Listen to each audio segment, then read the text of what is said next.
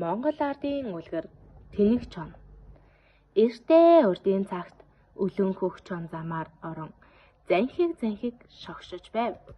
Чон харган бутны ёроол үнэрлэн хав ойрын чимээ чагнан хор дуугарах гэсэндээ хоол олж хийх санаатай шогшов гин.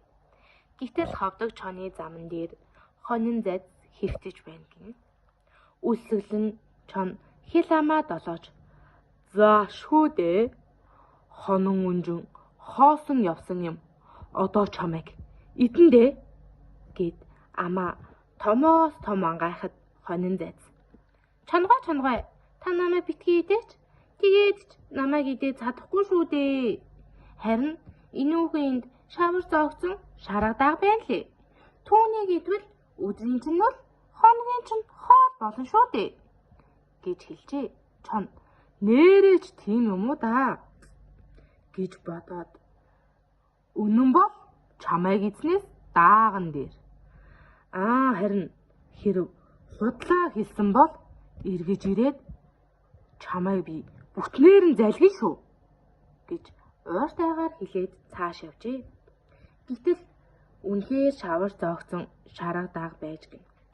Чон нүдээ улаанаараа эргэлдүүлэн уруул амаа долоон дайрахад шавар дунсан шаргадаг.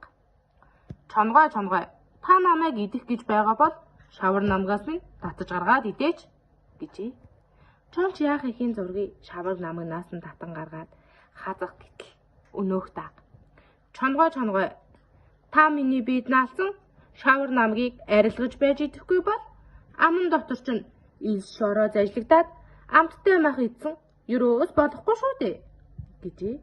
Чон энэ мө одоо үхэх гэж байж үний юм хэллээ гэж бодоод ил шаврыг нь долоож арилгаад идэх гэтэл шаргадаг. Чонгой та чи ямар яаруу юм бэ?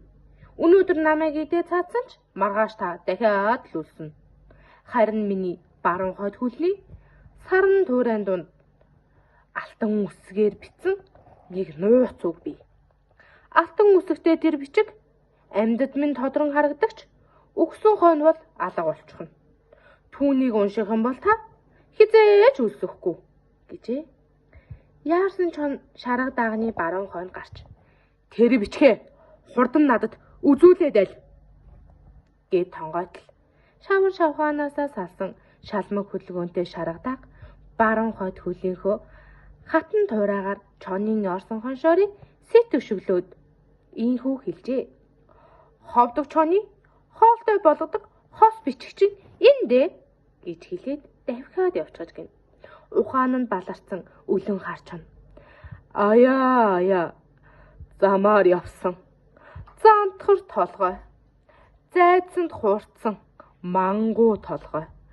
Аяа гэж хаслан орилсоор гуйван давж дэрс бутны ёроо шинжлэн цааш явж гинэ.